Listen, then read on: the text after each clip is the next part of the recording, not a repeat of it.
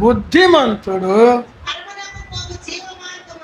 పరమునకు పోవు జీవ మార్గమున నడుచుకొనును.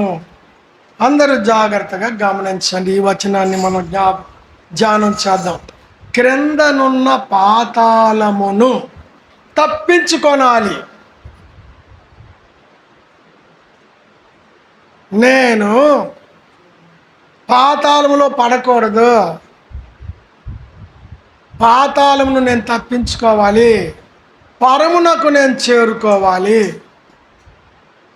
పరలోకానికి నేను చేరుకోవాలి అని జీవ మార్గంలో నడుస్తూ ఉన్నాడు. ఎవరైనా బుద్ధిమంతుడు. ఎవరు తల్లి? బుద్ధిమంతుడు. అది నిజమైన బుద్ధి. బుద్ధి కలిగినవాడు జాగ్రత్త పడుతున్నాడు. ఇదో ఈ మార్గములో నేను నడిస్తే పాతాళమునకు దిగిపోతాను, ఇదిగో ఈ మార్గములో నేను నడిస్తే నేను పరమునకు చేరుకుంటాను. ఇది పాపపు మార్గము. ఈ పాపపు మార్గములో నేను నడిస్తే పాతాళములోకి దిగిపోతాను. ఇది జీవ మార్గము, పరమునకు పోవు జీవ మార్గము. ఈ మార్గములో నేను నడుచుకున్నట్లయితే నేను పరలోకమునకు చేరుకుంటానని ఆ బుద్ధిమంతుడు ఈ పాపపు మార్గమును విడిచిపెట్టి పాతాళము నేను తప్పించుకోవాలని గొప్ప తృష్ణతో జీవ మార్గములో నడుస్తున్నాడు. పరమునకు పోయే జీవ మార్గములో నడుస్తూ ఉన్నాడు బుద్ధిమంతుడు. బుద్ధి లేనివాడు ఏ మార్గం నడుస్తున్నాడు? బుద్ధి లేనివాడు ఆరుగుడిని కూడా దేవుడు రాసి పెట్టాడు. బుద్ధి లేనివాడు ఎక్కడ నడుస్తున్నాడో అది కూడా రాశాడు దేవుడు. బుద్ధి కలిగిన వాడు పాపపు మార్గములో నడవకుండా పరమునకు పోయే జీవ మార్గములో నడుస్తూ ఉంటే ఈ బుద్ధిమంతుడు. బుద్ధి లేనివాడు పాతాళమునకు పోయే పాపపు మార్గములో నడుస్తూ ఉన్నాడు.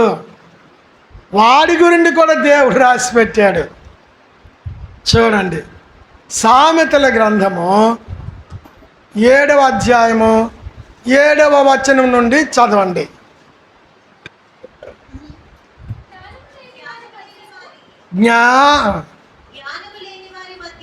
జ్ఞానము లేని వారి మధ్యను, యవ్వనుల మధ్యను, ఎవరు? బుద్ధి లేని పడుచువాడు ఒకడు. బాగా చదివారు తల్లి. జ్ఞానము లేని యవ్వనుల మధ్య, జ్ఞానము లేని మనుషుల మధ్య, బుద్ధి లేని పడుచువాడు అంటే యవనస్తుడు అక్కడ కనబడ్డాడు. వారి మధ్య ఉన్నాడు. ఏమి ఎవరితో ఎవరి మధ్య ఉండడానికి ఇంకెవరు లేరా? ఊర్లో ఇంకెవరు లేరా? ఊర్లో పెద్దలు ఉన్నారు, ఊర్లో ఎంతోమంది జనాలు ఉన్నారు, స్నేహితులు ఉన్నారు, చర్చి ఉంది. కొన్ని చర్చి బిడ్డల దగ్గర వచ్చి నిలబడినే బాగున్నాం, జ్ఞానము కలిగిన వారితో నిలబడినే బాగున్నాం. కొన్ని ఎవరైనా పెద్దవారి మధ్య నిలబడినే బాగున్నాం. ఎక్కడ నిల్చున్నాడు? జ్ఞానము లేని వారి మధ్య నిలబడ్డాడే. ఎందుకు? వాడికి ఏట్లేదు, బుద్ధి లేదు. బుద్ధి లేకపోతే అంత ప్రమాదం. బుద్ధి లేని పడుచువాడు ఊరు వాడ ఇల్లు వాకిలు అంత వదిలేసి అందరి దగ్గర నిలబడకుండా తిన్నగా వచ్చి జ్ఞానము లేని వారి మధ్య, జ్ఞానము లేని యవనస్తుల మధ్య నిలబడ్డాడు. కొన్ని నిల్చొని వచ్చేవచ్చు కదా. ఎంతవరకు నిల్చొని తెలిసిన? సాయంకాలం అయిపోయింది, పొద్దు గుంకిపోయింది, చీకటి వచ్చేసింది, అయినా అక్కడ నేను రాకుంటున్నాడు. చదువు తల్లి. సంధ్య వేళ ప్రొద్దు గుంకిన తరువాత చిమ్మ చీకటి గల రాత్రి వేళ వాడు జార స్త్రీ సందు దగ్గరనున్న వీధిలో తిరుగుతున్నాడు. ఎటు చేస్తున్నాడు? పోనీ జ్ఞానుల మధ్య ఉన్నాడు, ఉండి వచ్చేవచ్చు కదా. అక్కడ ఎంతవరకు ఉన్నాడు? సంధి వేళ అయిపోయింది, ఇంకా రాడు. పొద్దుగుంకిపోయింది, ఇంకా రాడు. చీకటి అయిపోయింది, ఇంకా రాడు. చెమ్మ చీకటి అయ్యే వరకు అక్కడే ఉండి పోనీ అప్పుడే నీకు వచ్చేయాలి కదా ఇంటికి, అప్పుడు రాకుండా అటో వెళ్తున్నాడు. చెమ్మ చీకటి అప్పుడు ఎక్కడికి? జార స్త్రీ సందు దగ్గరికి తిరుగుతున్నాడు. అంటే చెమ్మ చీకటి వరకు ఉండి చెమ్మ చీకటి సమయంలో ఆ జార స్త్రీ సందు దగ్గర తిరుగుతున్నాడు. చెమ్మ చీకటి ఎప్పుడైనా తిరుగుతున్నారు? వీడు తిరిగినట్టు ఎవరికి కనబడకుండా ఉండాలని చీకటి చెమ్మ చీకటి అయిన వరకు ఉన్నాడు. చెమ్మ చీకటి అయిన చటుక్కున ఆ జార స్త్రీ ఉన్న సందు దగ్గరికి వెళ్ళిపోయాడు. ఆ వ్యభిచార స్త్రీ సందు దగ్గరికి వెళ్ళిపోయి పోనీ అప్పుడే ఆ సందులో తిరిగి ఇంటికి వచ్చావు కదా, రాకుండా ఆ సందులో తిరిగి ఆ జార స్త్రీ ఇంటి మార్గము గుండా నడుచుచుండెను. చదువుతలే ఆ మాట. చూసారా? దేని ఇంటి మార్గమున? జార స్త్రీ ఇంటి మార్గమున నడుచుచుండెను. అది జార స్త్రీ లోతైన గొయ్యి అని ఉంది. జార స్త్రీ నోరు లోతైన గొయ్యి అనింది. అంటే వేశ్య నోరు లోతైన గొయ్యి. వేశ్య లోతైన గొయ్యి, ఈ రెండు పదాలు ఉన్నాయి. లోతైన గొయ్యి అంటే పాతాళము, అగాధము. కాబట్టి ఆ అగాధమునికి ఈడ్చుకెళ్ళిపోయే ఆ జార స్త్రీ దగ్గరికి ఆమె ఇంటి దగ్గర నడుచుకొని వెళ్తున్నాడు. బుద్ధిమంతుడేమో పరమునకు పోవు జీవ మార్గములో నడుస్తూ ఉంటే, బుద్ధి లేనివాడు పాతాళమునకు పోయే పాపపు మార్గములో నడుస్తూ ఉన్నాడు. వాడికి వీడికి అంత తేడా. నడవడానికి స్వతంత్రం ఇచ్చాడు దేవుడు. నీ ఇష్టం, ఇది ఇరుకు మార్గము, ఇది విశాల మార్గం అన్నాడు. కొందరు విశాల మార్గం నడిచి నాశనానికి వెళ్ళిపోతారు, కొందరు ఇరుకు మార్గం నడిచి పరలోకానికి వెళ్తారు. కొందరు పాపపు మార్గం నడిచి పాతాళంకి వెళ్ళిపోతారు, కొందరు జీవ మార్గంలో నడిచి పరమునకు చేరుకుంటారు. కాబట్టి బుద్ధిమంతుడు క్రిందనున్న పాతాళమును తప్పించుకొనవలెనని పరమునకు పోవు జీవ మార్గములో నడుచుచున్నాడు. ఏమి? పాతాళం ఎందుకు తప్పించుకోవాలి? పాతాళంకి వెళ్తే ఎలాగుంటుంది? సుఖంగా ఉంటుందా, కష్టంగా ఉంటుందా? పాతాళం ఎలాగుంటుందో పాతాళమును గూర్చి చాలా వివరాలు దేవుడు బైబిల్లో రాసి పెట్టాడు. పాతాళము 4 ప్రదేశాలు ఉన్నాయి, గుర్తుంచుకోండి. పాతాళము, పారదైసు. ఒకటి పాతాళము, రెండవది పారదైసు, మూడవది అగ్నిగుండము, 4వది పరలోకము. పరలోకము వేరు, పాతాళము వేరు. నరకాగ్ని గుండము వేరు, పరదైసు వేరు.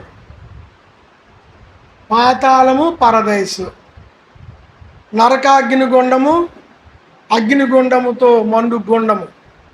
అగ్ని గంధకములతో మండు గుండము అన్నా, నరకాగ్ని గుండము అనినా, నరకము అనినా, అగ్ని గుండము అనినా ఇవన్నీ ఒకటే.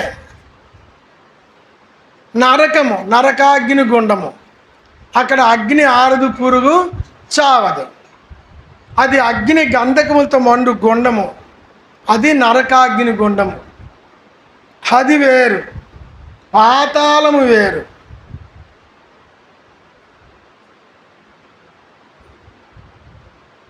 ఈ పాతాళములో ఉన్నటువంటి పాపాత్ములందరూ,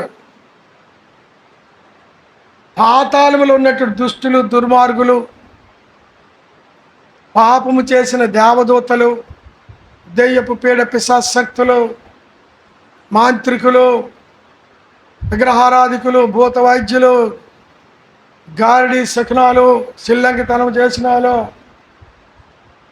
దుష్టులు, దుర్మార్గులు, ప్రభువుని తృణీకరించిన వారు అందరూ కూడా పాతాళములో ఉంటారు చనిపోయిన తరువాత.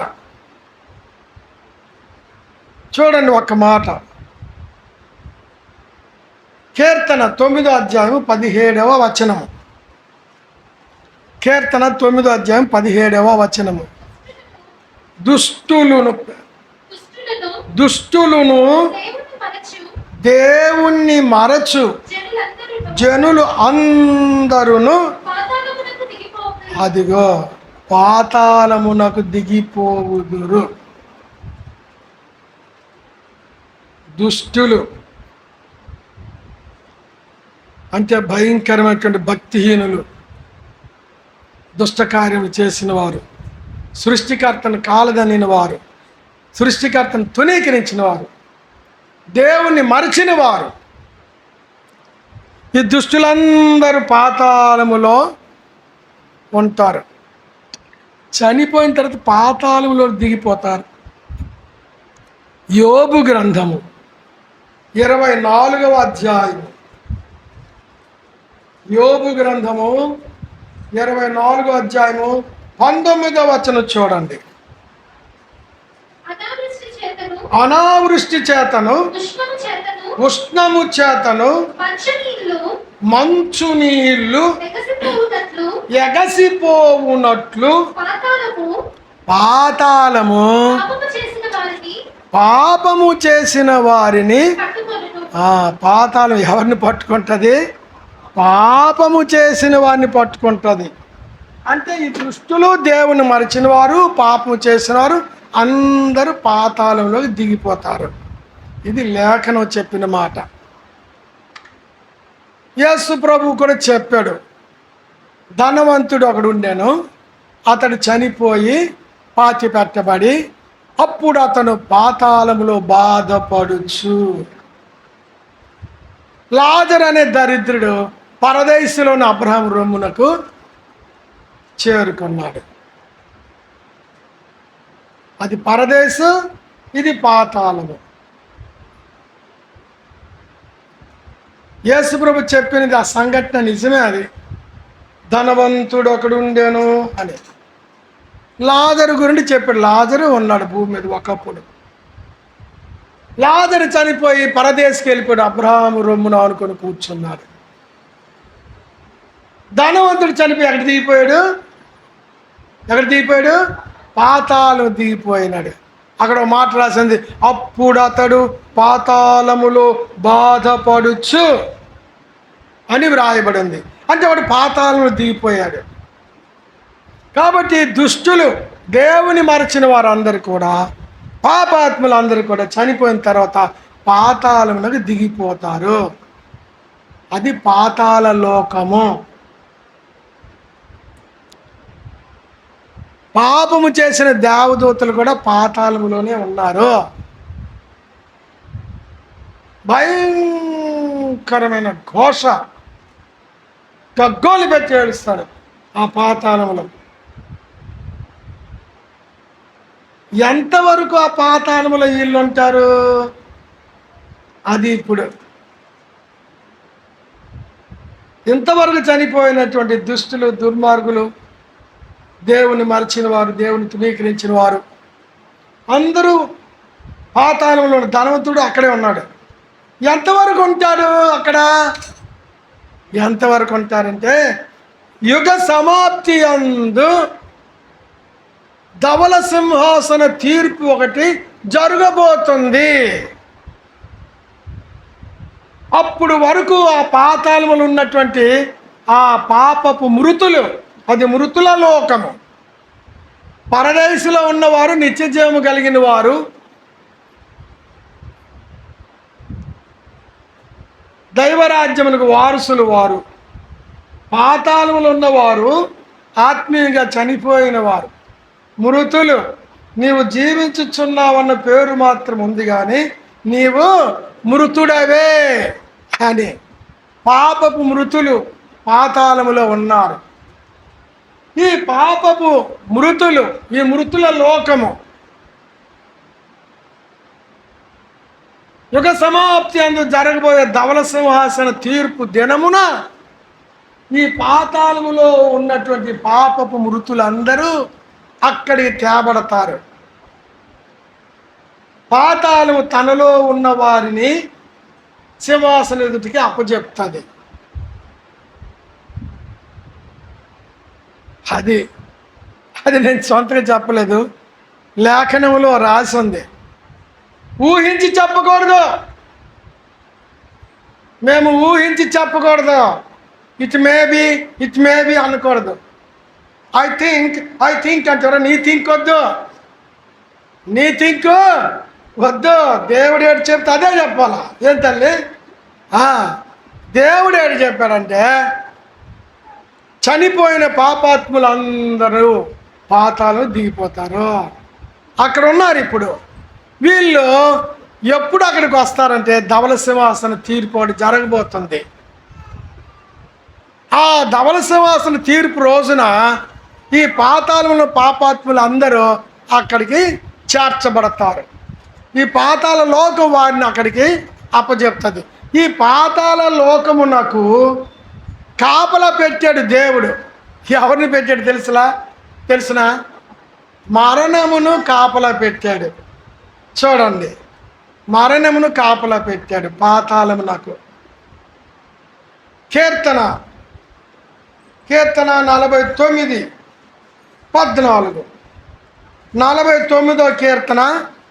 49వ కీర్తన 14వ వచనము. వారు అనగా ఎవరు? ఈ దుష్టులను దేవుని పరిచిన వారు, పాపాత్ములు, దుర్మార్గులు, పాపులుగా జీవించి పాపులుగా మరణించిన వారు పాతాళములో మందగా కూర్చబడతారు. సత్యం దుర్మార్గులు అందరూ అక్కడ పడిపోతుంటారు. అక్కడ పెద్ద మందగా కూర్చబడతారు. తల్లి వినాల, అమ్మ పిల్లలతో ఆడుకుంటారా? అలాగైతే బయటికి పిల్లలు తీసుకొని సరదాగా ఆడుకొని రండి. తల్లి పిల్లలు వైపు చూడకండి. ఆ చిన్న పాప, ఆ అమ్మాయికి మనం ఏమనడానికి లేదు. మీరు ఆ అమ్మాయి వైపు చూడకండి. వినండి 2 మాటలు. దేవుని లేఖనాలు చాలా చాలా విలువైనవి. ఇప్పుడు చదువు తల్లి. వారు పాతాళములో మందగా ఎవరో? ఈ దుష్టులు, దుర్మార్గులు, భక్తిహీనులు, క్రూరులు, మాంత్రికులు, విగ్రహారాధకులు, అవిశ్వాసులు, వీళ్ళందరూ కూడా దేవుణ్ణి తృణీకరించిన వారు, దేవుని మరిచిన వారు, వీళ్ళందరూ కూడా మా పాతాళములో మందగా కూర్చబడతారు. అది దేవుడు పాతాళమునకు మరణము అనే ఒక శక్తిని కాపలా పెట్టాడు. మరణము అనేది ఒక శక్తి, మరణము అనేది ఒక వ్యక్తి. అందుకే మన ప్రభు మరణమును జయించెను అన్నాడు. ఓ మరణమా, నీ ముళ్ళెక్కడా అని అన్నాడు. పేపర్లో గట్రా వేసేటప్పుడు వారిని మరణము కబలించినది అంటారు. మరణము అనేది ఒక శక్తి, ఒక అదృశ్య వ్యక్తి. ఈ మరణమును పాతాళం దగ్గర కాపలా పెట్టాడు దేవుడే పెట్టాడు పాతాళం దగ్గర కాపలా. ఇది మనం ఎవరు చెప్పింది కాదు, దేవుడు. అంతేకాదు పాతాళ లోకము ఎవరి స్వాధీనంలో ఉంది తెలిసిన? యేసు ప్రభువు చెప్పాడు. ప్రకటన గ్రంథం జాగ్రత్త వినండి. పాతాళమును గూర్చిన వివరాలు, పాతాళము గురించి వివరాలు బైబిల్లో చాలా ఉన్నాయి. అన్నీ మనం ఒకేసారి ధ్యానించలేము, కానీ కొన్ని చెప్పుకుంటున్నాము. జాగ్రత్తగా వినండి. ప్రకటన గ్రంథం 1వ అధ్యాయం 18వ వచనము. ప్రకటన గ్రంథం 1వ అధ్యాయం 18వ వచనము. యేసు ప్రభు చెప్పిన మాట వినండి, నేను మొదటి వాడను, కడపటి వాడను, జీవించువాడను. ఇదిగో సర్వలోకుల పాప విమోచన కొరకు నేను మృతుడనైతిని గాని ఇదిగో యుగ యుగములు సజీవుడనై ఉన్నాను. మరియు మరణము యొక్కయు పాతాళ లోకము యొక్కయు తాళపు చెవులు నా స్వాధీనములో ఉన్నవని యేసు ప్రభు చెప్పాడు. పాతాళ లోకము యొక్క మరణము యొక్క తాళపు చెవులు, పాతాళములో మృతులు ఉన్నారు, పాపపు మృతులు. ఆ పాతాళములకు మరణము కాపల ఉంది. ఈ రెండు కూడా యేసు ప్రభు యొక్క స్వాధీనములో ఉన్నాయి. నేను ఈ పాతాళం ఉండను, నేను వెళ్ళిపోతాను మా ఊరు అనడానికి లేదు. ఎవరు బయటికి రావడానికి వీలు లేదు, ఇంకెక్కడ వెళ్ళడానికి వీలు లేదు. ఆ పాతాళము ప్రభు ఆధీనంలో ఉంది. మరణము యొక్కయు మృతుల లోకము యొక్కయు పాతాళము యొక్క తాళపు చెవులు నా స్వాధీనములో ఉన్నవి. తాళపు చెవులు అంటే ఈయన తాళం వేస్తే ఇంకెవరు తీయలేరు, అంటే అతని ఆధీనంలో ఉందన్నమాట. కాబట్టి ఎంతవరకు ఈ పాతాళములో వీళ్ళు ఉంటారు అంటే యుగ సమాప్తి అందు ధవల సింహాసన తీర్పు ఒకటి జరగబోతుంది.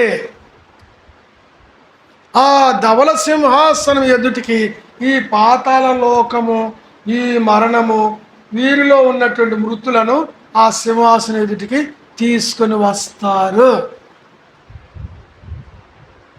వారికి ఆ పాతాళ లోకములో ఉన్నటువంటి ఆ పాపపు మృతులకు వారి వారి పాపపు గ్రంథములను విప్పి వారు చేసిన దుష్టకార్యాలు, దుర్మార్గాలు, హేయమైన శాపగ్రస్తుల క్రియలన్నీ వారి చూపించి, నువ్వు శాపగ్రస్తుడవు, నీవు దుష్టుడవు, నీవు దుష్టురాలువు, శాపగ్రస్తులు, పాపి, అందుకే ఇంతవరకు నీవు పాతాళ లోకములో ఉంచబడినావు అని వారి వారి గ్రంథములు ఇప్పి వారికి చూపిస్తారు.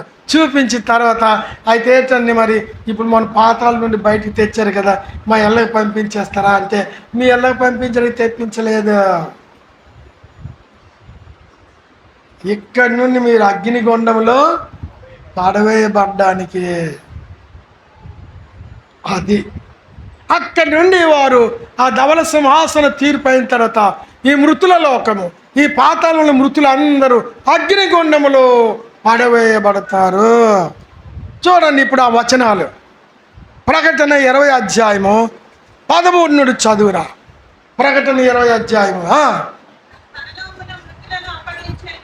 సముద్రము తనలో ఉన్న మృతులను అప్పగించెను, మరణమును పాతాళ లోకమును. చూసారా, పాతాళ లోకములో ఉన్న దుష్టుల దుర్మార్గులు కాపలు ఎవరు పెట్టారు? దేవుడు మరణం పెట్టాడు. ఇప్పుడు ఈ మరణము పాతాళ లోకం వారి వశంలో ఉంటున్న మృతులు, ఈ దుష్టులను ఆ ధవల సింహాసన తీర్పు దగ్గరికి అప్పచెప్తారు.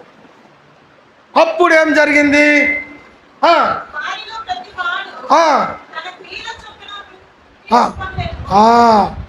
అప్పుడు గ్రంథములు విప్పబడును. జీవ గ్రంథము అని వేరొక గ్రంథము విప్పబడు. జీవ గ్రంథము ప్రభు బిడ్డల గ్రంథం. అది జీవ గ్రంథం ఒకటే. జీవ గ్రంథము అను వేరొక గ్రంథము, అది పరిశుద్ధుల జీవ గ్రంథం. గ్రంథములు అంటే ఇవి పాతాళంలో ఉన్న దుష్టుల యొక్క పాపపు గ్రంథములు. ఆ గ్రంథములన్నీ విప్పి వారు చేసిన దుర్మార్గ దుష్ట కార్యాలని వారికి చూపించి తీర్పు తీరుస్తాడు. ఆ తర్వాత ఏం జరిగింది చదువురా.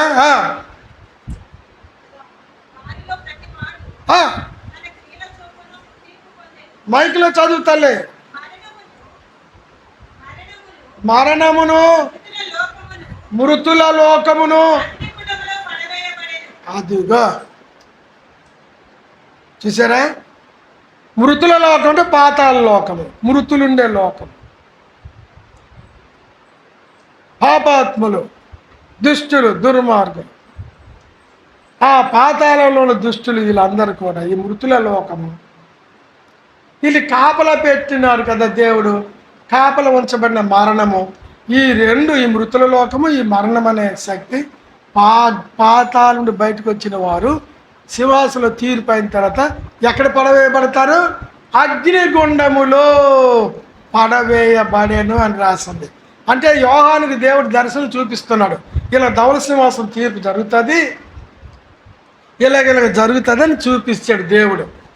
ఇవన్నీ రాయమన్నాడు. దర్శనం చూస్తున్నాడు, ధవళ సింహాసనము, పాతాళంలో ఉన్నటువంటి ఈ మృతులు అక్కడికి రావడము, వాళ్ళకి తీర్పు జరగడము, వాళ్ళందరూ పాతాళంలో వచ్చిన వారందరూ కూడా అగ్నిగుండంలో పడవేయబడము, ఇవన్నీ దర్శనంలో చూస్తున్నాడు, దేవుడు చూపిస్తున్నాడు. ఇది చూశాడు, ఇవి రాశాడు అనమాట. అగ్నిగుండంలో పడవేయబడేను. అది 15 వచనం చూడరా, 15. అది ఎవని పేరైనను జీవ గ్రంథమందు వ్రాయబడినట్టు కనబడని ఎడల వాడి అగ్నిగుండంలో పడవేయబడతాడు. అది ధవళ సింహాసన తీర్పు యుగ సమాప్తి అందు జరగబోతుంది. అంతవరకు ఈ పాపాత్ములందరూ పాతాళంలో ఉంటారు. యుగ సమాప్తిలో జరిగే ఆ ధవళ సింహాసన తీర్పు దినమున పాతాళంలో ఉన్నటువంటి ఈ మృతులందరూ, ఈ పాపాత్ములందరూ సింహాసనం తేబడతారు. వీరి కాపలా కాసిన మరణము కూడా అక్కడ తేబడుతుంది. వీరందరూ కలిసి అక్కడ పడవేయబడతారు. అగ్ని గంధకముతో మండు గుండము, అగ్ని గుండములో పడవేయబడతారు. అది పాతాళము వేరు, అగ్నిగుండము వేరు. కొందరు తెలియకి రెండు కలిపి చెప్పేస్తూ ఉంటారు.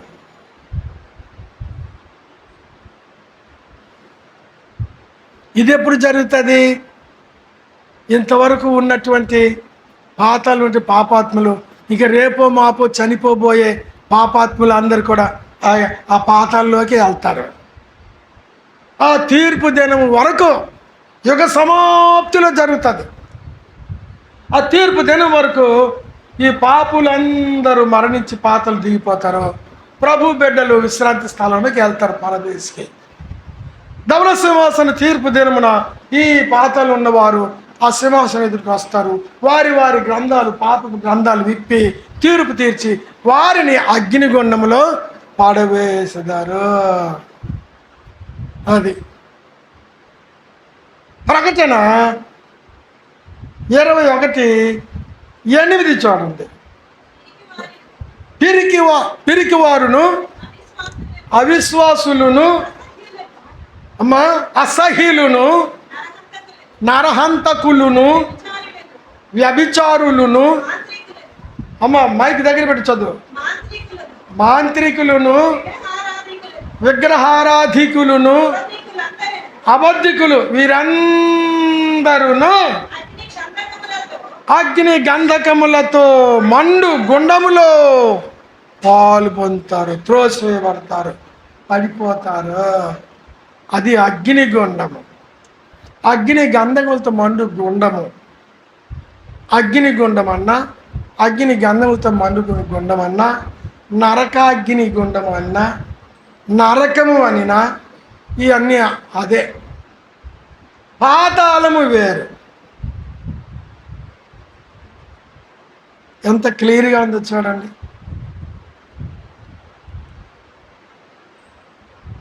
ఇప్పటి వరకు చనిపోతున్న దుష్టులందరూ పాతాళంలో ఉన్నారు, ఆ ధనవంతుడు సహా. ఇంకా రేపో మాపో యుగ సమాప్తి వరకు చనిపోబోతున్నటువంటి పాపాత్ములు, దుష్టులందరూ పాతాళంలో ఉంటారు. అప్పుడు ధవళ సింహాసనం తీర్పు పాతాళంలో వాళ్ళందరూ అక్కడికి తేబడతారు. వాళ్ళ యొక్క పాపపు గ్రంథాలు విప్పి వారి పాపం తీర్పు తీర్చి పాపులను నిర్ధారించి వాళ్ళకి తరువాత అగ్నిగుండంలో పడవేస్తారు. అది యేసు ప్రభు స్వయంగా ఇంకో మాట చెప్పాడు. మత్తయి సువార్త 13:49 చూడండి. మత్తయి సువార్త యుగ సమాప్తిలో ఎలా జరుగుతుంది, అలాగే ఎప్పుడు యుగ సమాప్తి అందు ధవళ సింహాసన తీర్పు జరుగుతుంది. అప్పుడు దేవుడు దేవదూతలు పంపిస్తాడు ఈ ప్రజల మధ్యకు. దేవదూతలు వచ్చి నీతిమంతులలో నుండి దుష్టులను వేరుపరచి వీరిని అగ్ని గుండములో పడవేయుదురు. అక్కడ ఏడుపును పండ్లు కొరుకుటయి ఉండును. అది నరకాగ్ని గుండము. అగ్ని గంధములతో మండు గుండము. అగ్ని ఆరదు, పురుగు చావదు. అది కాబట్టి పాతాళము ఇప్పుడు ఉంది. ఆ పాతాళంలో దుష్టులు, దుర్మార్గులు, ఇంతవరకు చనిపోయే వాళ్ళందరూ ఉన్నారు. రేపు మాపు యుగ సమాప్తి వరకు చనిపోయే దుష్టులందరూ అక్కడికి వెళ్తారు. యుగ సమాప్తి తీర్పు రోజునే వాళ్ళందరూ ఆ ధవళ సింహాసనం తీర్పు దగ్గరికి వస్తారు. వారి పాపపు గ్రంథాలను విప్పి వారి పాపలని తీర్పు తీర్చి నిర్ధారించి వారిని ఈ పాతాళ లోక మృతులందరినీ అగ్నిగుండములో పడవేస్తారు. అది పాతాళము వేరు, అగ్నిగుండము వేరు. పరదైసు వేరు, పరలోకము వేరు. జీవగ్రంథములో పేర్లు ఉన్న వారందరూ కూడా అందరికి ఒకటే గ్రంథం, జీవగ్రంథం. పాపాత్ములకి ఎవరి పాప గ్రంథం వాళ్ళది. వారి వారి గ్రంథములు విప్పబడెను అని రాయబడి ఉంది. కాబట్టి జీవగ్రంథములో ఒకే గ్రంథము. జీవగ్రంథములో పరిశుద్ధులందరి పేర్లు ఉంటాయి. జీవగ్రంథములో ఉన్న పరిశుద్ధుల పేర్లన్నీ చదివి తండ్రి చేత ఆశీర్వదించబడిన వారులారా, లోకము పుట్టినది మొదలుకొని మీ కొరకు సిద్ధపరిచిన దేవుని రాజ్యము, పరలోక రాజ్యమును స్వతంత్రించుకొనుడి అని ఆ దినమున సింహాసనం నుండి స్వరము వినబడతాది. అప్పుడు పరదేశంలో ఉన్న పరిశుద్ధులందరూ పరలోకమునికి చేరుకుంటారు. అది ఇవి 4 స్థానాలు. సరే, పాతాళము గురించి మరి ఇప్పుడు అందరు పాతాళం ఉన్నారు కదండి. ఇప్పుడు వారి పరిస్థితి ఎలాగుంటుందండి? పాతాళములో రెస్ట్ తీసుకుంటుంటారా? హాయిగా అక్కడేమైనా విహారయాత్రలు చేసుకుంటారా? కాదు. పాతాళము బహు భయంకరమైన స్థలము, లోతైన అగాధము, పెద్ద అగాధం. అది పాతాళము. నాశనకరమైన గుంట, గోయి. ఆ నాశనకరమైన గోతిలో నుండి మనల్ని దేవుడు తప్పించినాడు.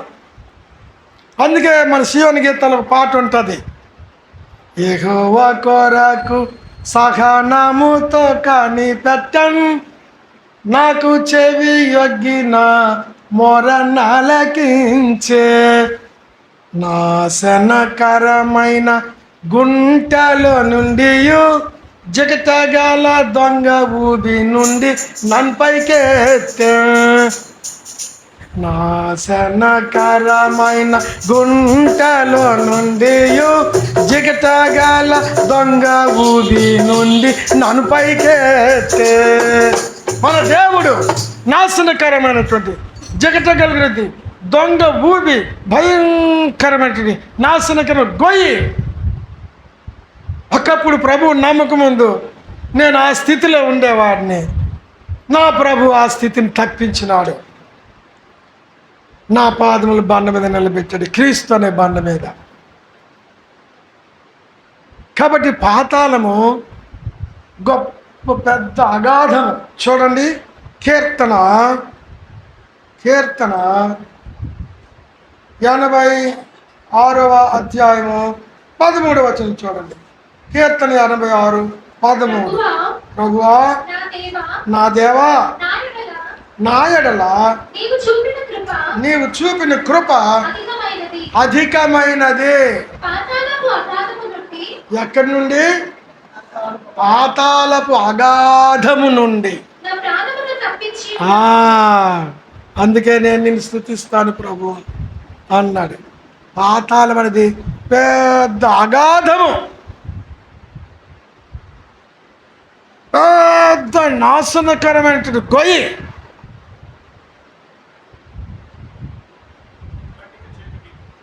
కటిక చీకటి. అక్కడ ఏటుంటుంది?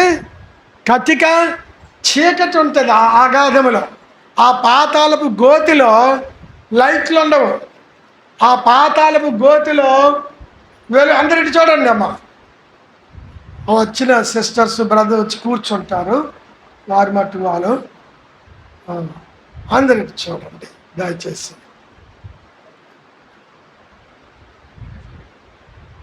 పాతాళంలో వెలుతురు ఉండదు, వెలుగు ఉండదు, కటిక చీకటి. అది కూడా రాసి పెట్టాడు పాతాళం యొక్క వివరణ. చూడండి 2వ పేతురు పత్రిక 2వ అధ్యాయం 4వ వచనం. 2వ పేతురు పత్రిక, దేవదూతలు పాపము చేసినప్పుడు దేవుడు వారిని విడిచిపెట్టక పాతాళ లోకమందలి కటిక చీకటి గల బిలములోనికి వారికి త్రోసి తీర్పుకు తీర్పు ఇందా చెప్పుకున్న ధవళ సింహాసనం తీర్పు జరుగుతుందని. ఆ తీర్పు వరకు ఈ పాతాళం ఉన్న వాళ్ళు ఉంటారు. ఆ పాతాళము లోకము కటిక చీకటి బిలము. బిలము అంటే పెద్ద అగాధము, కటిక చీకటి బిలము, గాఢాంధకారము. చీకటి కటిక చీకటి, అంధకారము గాఢాంధకారము. అంధకారం మామూలుదే, గాఢాంధకారం అంటే ఇంక అసలేం కనిపించదు. చీకటి అంటే మామూలుదే, కటిక చీకటి అంటే అస్సలేం కనిపించదు. చెమ్మ చీకటి అన్నా కటిక చీకటి అన్నా ఎవరు కనిపించరు, తనకు తాను కూడా చూసుకోలేరు. ఎవరి మీద పడుతున్నారో, ఈ వ్యక్తి ఎవరి మీద పడుతుందో కుమ్ములాడుకోవడం, మందలో తొక్కిసలాట్లాడలాగా. అంత భయంకరమైనది పాతాళము, కటిక చీకటి బిలము.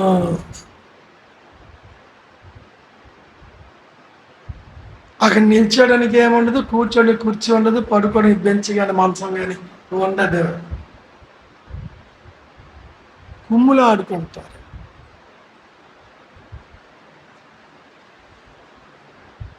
ఎవరెవరిని తోసుకుంటారు, ఎవరి మీద ఎవరు పడుతుంటారు. స్త్రీ మీదే చూడండి అనుకుందాం. కొంతమంది బ్రాహ్మణులు ఇప్పుడు ఈ లోకంలో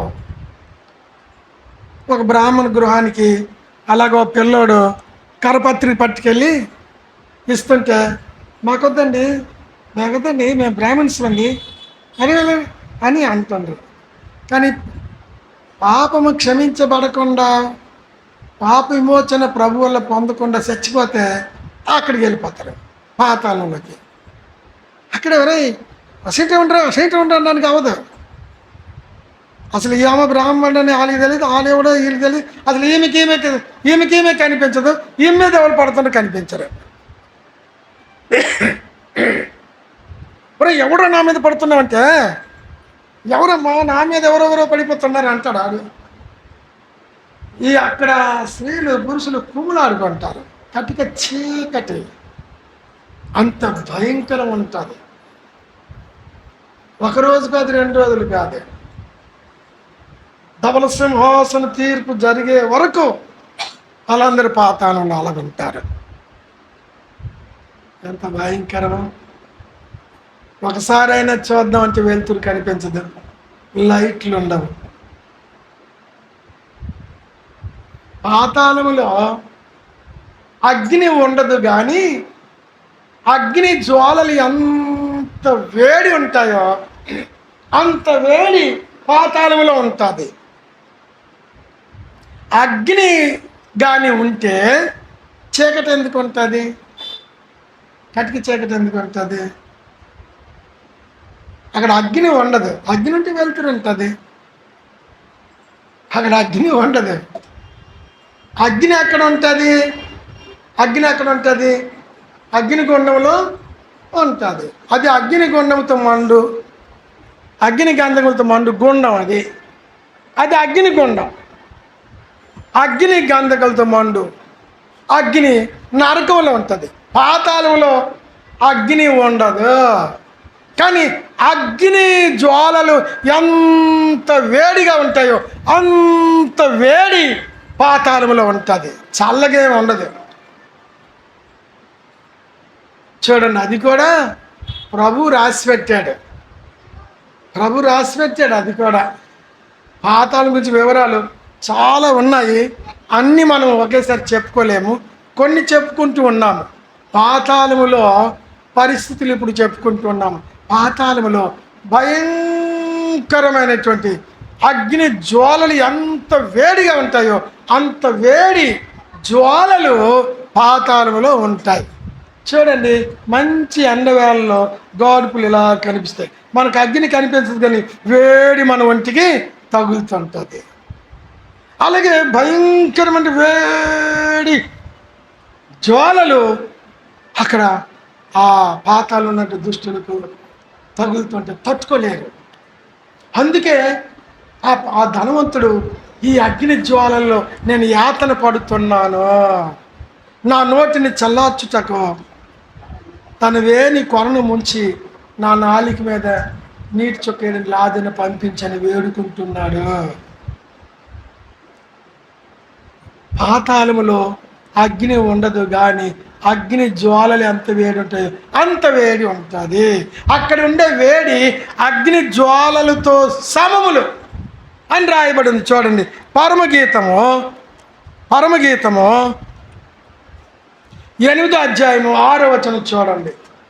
పరమగీతము 8వ అధ్యాయము 6వ వచనమా? ప్రేమ మరణమంత బలవంతమైనది, ఈర్ష్య పాతాళమంత కఠోరము. పాతాళము కఠోరమైనది. పాతాళము దేని జ్వాలలు చెప్పండి? పాతాళము యొక్క జ్వాలలు. చూసారు, ఈ మాట గమనించండి.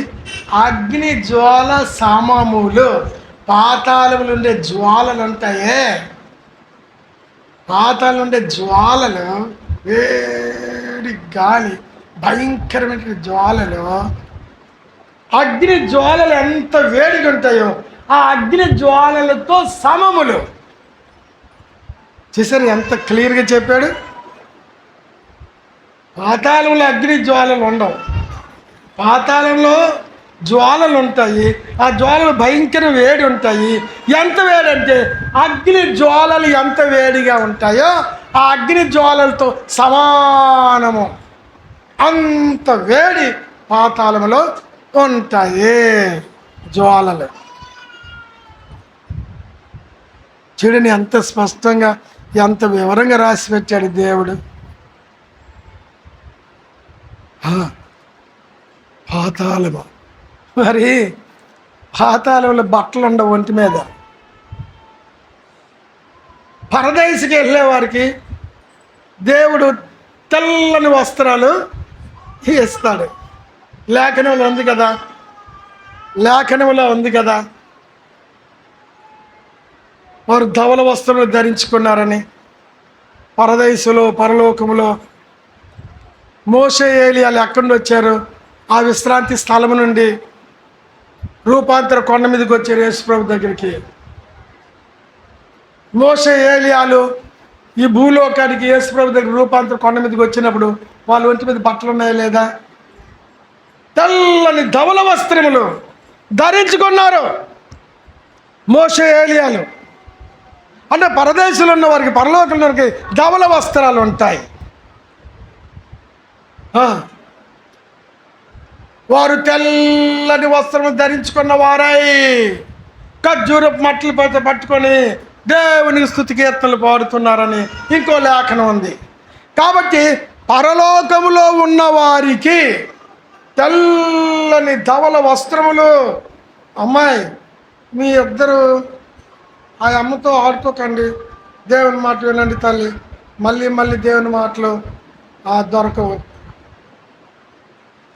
వేరే దేవుని మాటలు ఇంకో రోజు దొరకవచ్చు, మళ్ళీ ఈ మాటలు ఇంకో రోజు దొరకవు.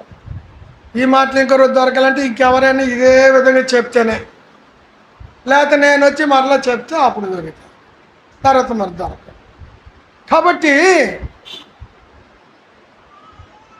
పరలోకములో పరదేశంలో ఉన్న వారికి ధవల వస్త్రాలు, తెల్లని వస్త్రాలు ఉంటాయి. మన సియోని గీతాలో పాట ఉంది కదా, ఏమిటి ఆ పాట? ధవల వస్త్రములను ధరింపచేయు వారికి,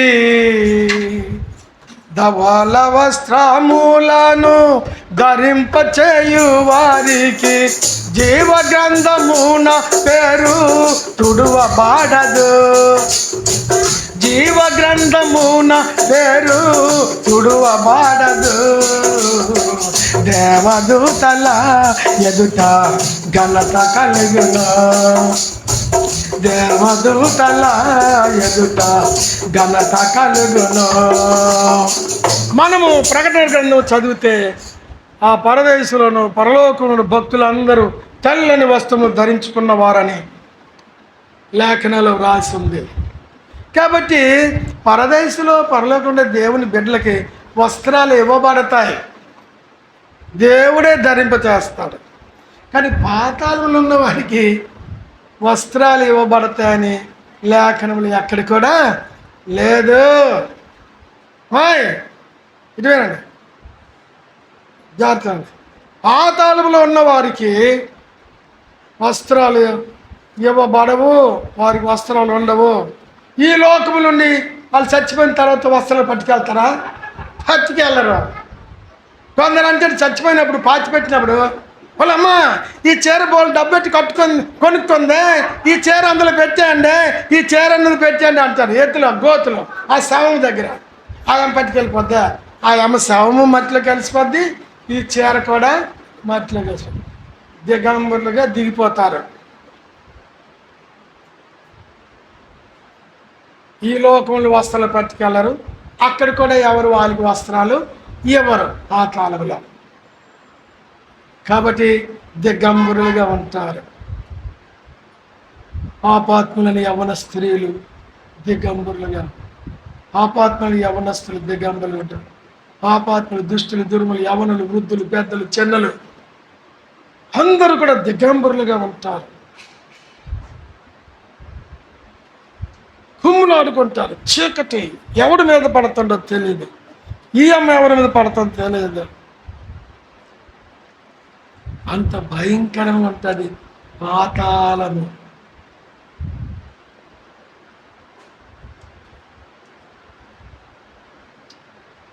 ఆ ధవల సింహాసన తీర్పు దినమున మాత్రమే పాతాళ లోకంలో అక్కడికి వస్తారు. కానీ ఈ మధ్యలో ఎప్పుడు కూడా ఈ లోకానికి కానీ మీరు ఏ లోకానికి కానీ పాతాళంలో ఉన్నవారు వెళ్ళలేరు.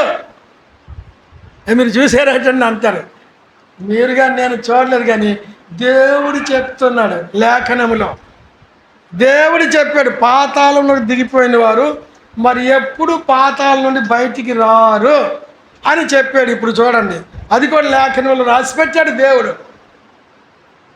యోబు గ్రంథము 9వ అధ్యాయము, యోబు గ్రంథము 7వ అధ్యాయము 9-10 వచనాలు చదువురా తల్లి. ఆ యోబు గ్రంథము 7వ అధ్యాయము 9-10 వచనాలు. మేఘము విడిపోయి అదృశ్యమగునట్లు. ఎక్కడ దిగిపోయిన వాడు? ఎక్కడికమ్మా? అందరు చెప్పండి, ఎక్కడ దిగిపోయినవాడు? దుష్టులు దేవుని మరచి అందరూ పాతాళము దిగిపోవుదురని ఉంది. ఈ పాతాళం దిగిపోయిన వారు ఎవడైనా స్త్రీ అయినా, పురుషుడైనా, ధనవంతుడైనా, దరిద్రుడైనా, విద్య గలవారు, విద్య రాలని ఎవరైనా సరే పాతాళంలో దిగిపోయిన వారు ఎప్పుడు బయటికి ఏటనుందమ్మా? ఎప్పుడు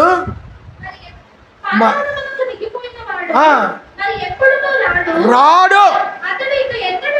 అతడు ఇక ఎన్నడు తన ఇంటికి రాడు, అతని స్థలము భూములు, పుట్టలు, తోటలు, చేనులు, కళ్ళాలు, బిల్డింగులు, అపార్ట్మెంట్లు, సొంత ఇల్లు, ప్రజలు అతన్ని మర్చిపోవాల్సిందే.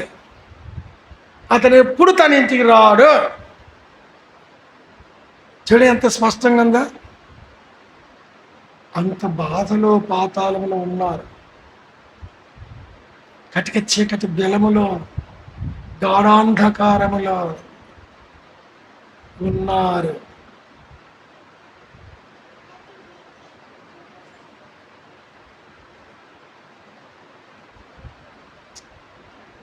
ఎంత భయంకరము. వారికి పరదేశి కనిపిస్తుంది, వీళ్ళేమో కటిక చీకటి బిలములో ఉన్నారు. ఆ పాతాళంలో నుండి ఈ ధనవంతుడు పరదేశంలోని అబ్రహాము చూశాడు, లాజరును చూసినాడు. కానీ పాతాళంలో కటిక చీకటి బిలము, భయంకరమైన వేడి, అగ్ని జ్వాలలు ఎంత వేడిగా ఉంటాయో అంత వేడి కలిగిన జ్వాలలు పాతాళంలో ఉంటాయి. పాతాళంలో అగ్ని ఉండదు. పాతాళంలో అగ్ని ఉంటే వెలుతురు ఉంటుంది. కానీ పాతాళము కటిక చీకటి బిలముని రాయబడి ఉంది. వాక్యంలో ఏది ఉంటే అదే మనం చెప్పుకోవాలి, ఊహించి చెప్పకూడదు. ఏనా ఊహించి చెప్పకూడదు.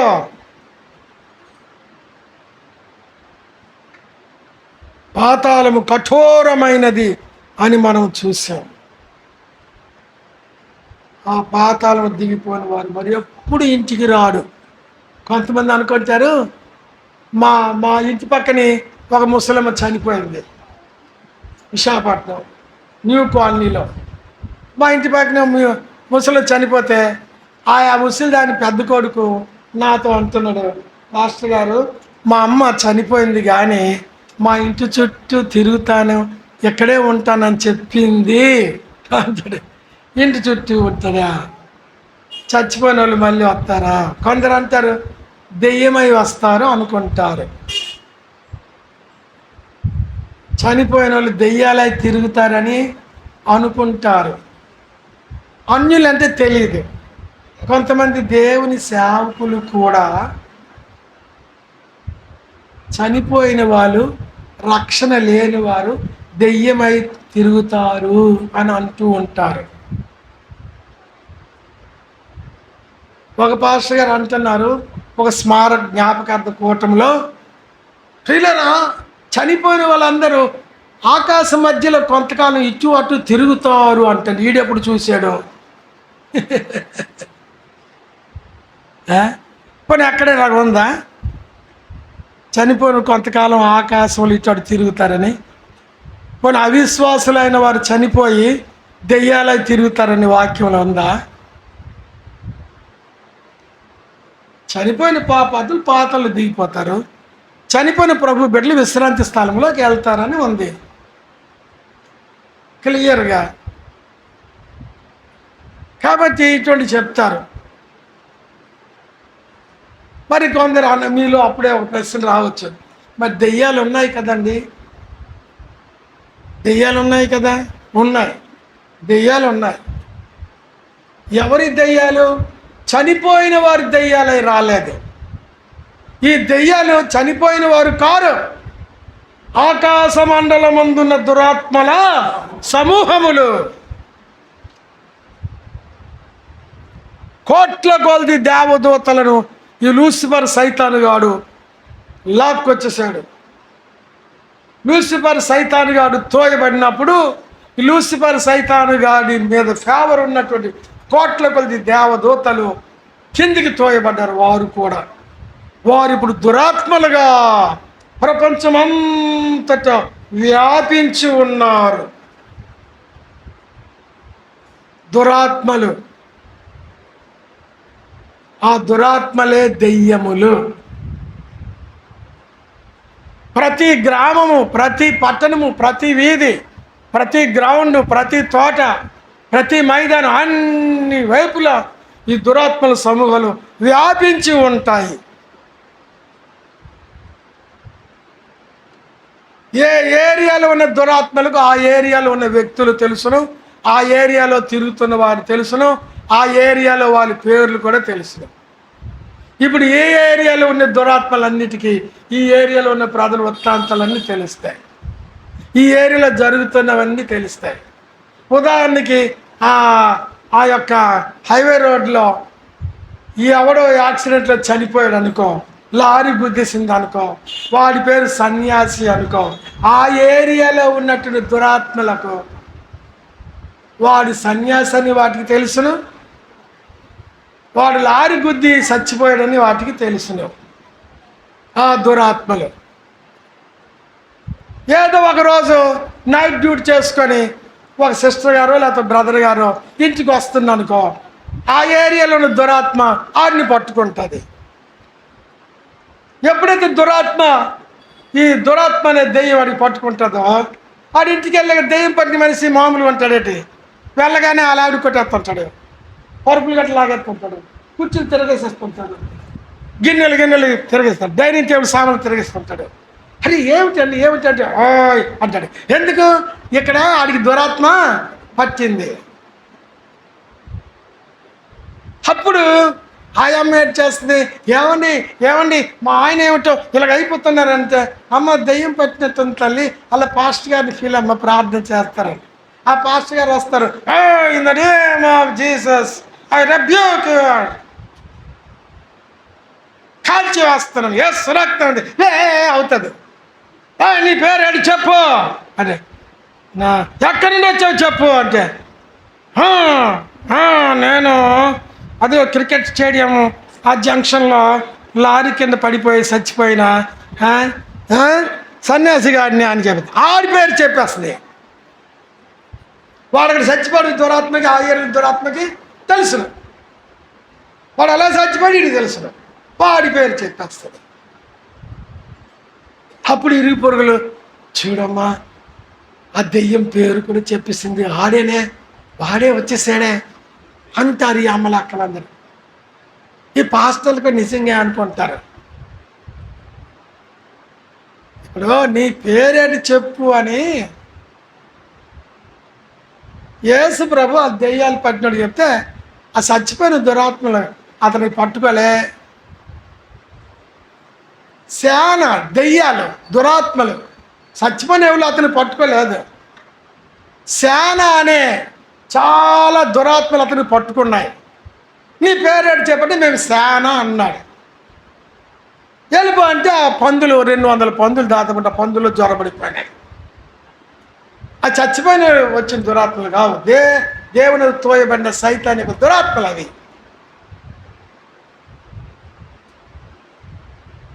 నీ పేరేంటి చెప్పంటే అక్కడ ఆడి పేరు చెప్పేస్తుంది.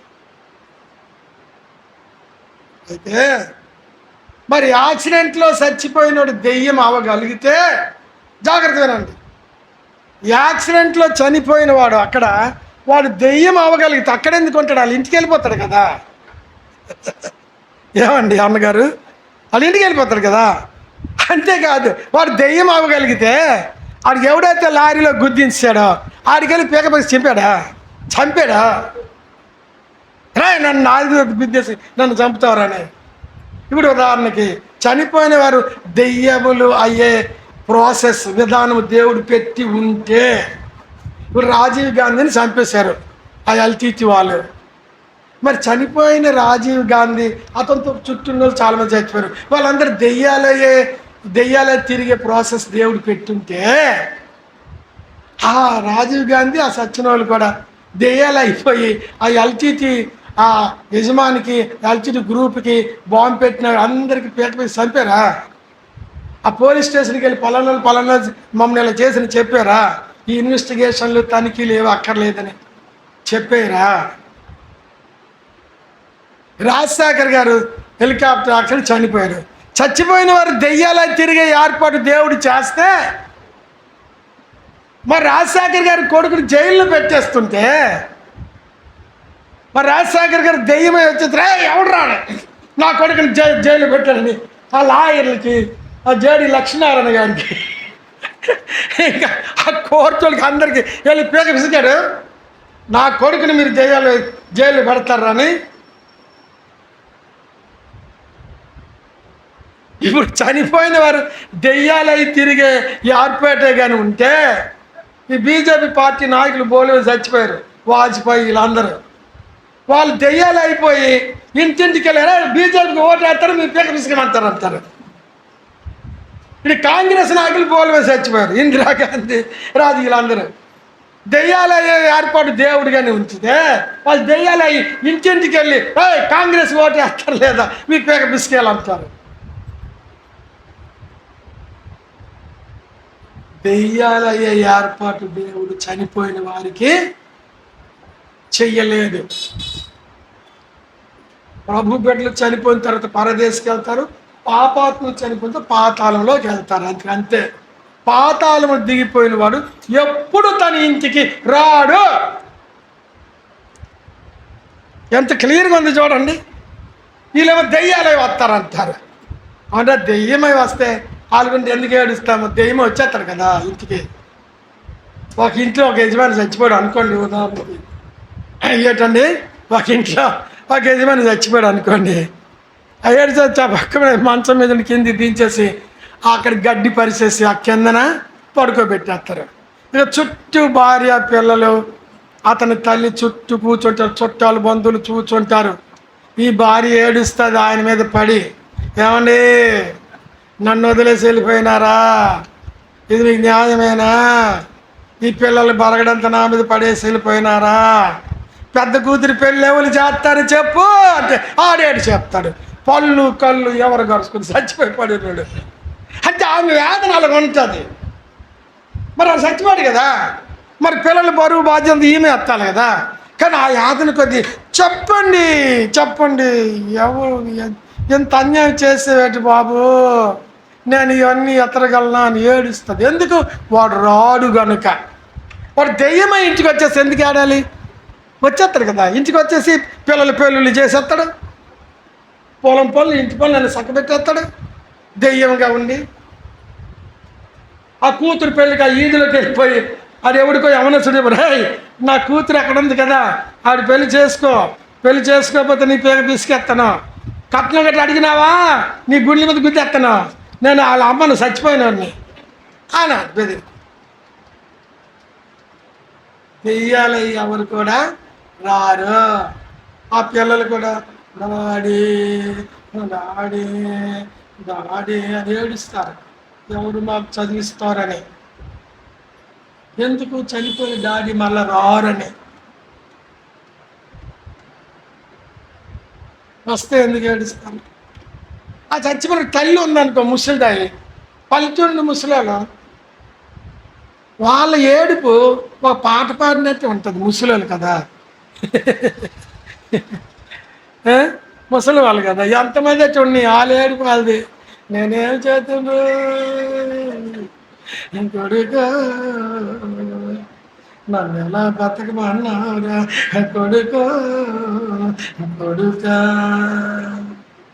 నా మూతి మీదకి ఎందుకు వెళ్ళిపోతారు. ఆయమ్మ బాధ ఆయమ్మది. చుట్టలు కాల్సిందే అనుకో, నాకు చుట్టముండే ఎత్తారు కొడుకా.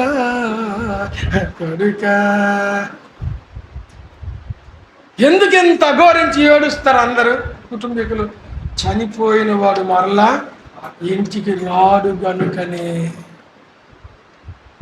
అదే యోబు గ్రంథంలో రాసింది, పాతాళమును దిగిన వాడు ఎన్నడును ఇంటికి రాడు. కాబట్టి అంత భయంకరమైనది పాతాళము. పాతాళం గురించి సంగతులు ఇంకెన్నో ఉన్నాయి, ఇక్కడికి ఆపుదాము, ప్రార్థన చేసుకుందాం. ఎంత భయంకరమైన పాతాళమును తప్పించుకొనవలెనని బుద్ధిమంతుడు పాతాళమునకు పోయే పాపపు మార్గంలో నడవకుండా పరమునకు పోయే జీవ మార్గంలో నడుస్తూ ఉన్నాడు. దేవుని కుమారి పాతాళమును గూర్చి దేవుడు రాసిన సంగతులు విన్నాము. పాతాళమును దిగిపోకుండా, పాతాళం మనల్ని పట్టుకోకుండా చూసుకోవాలి. పాపపు మార్గం నడవకుండా చూసుకోవాలి.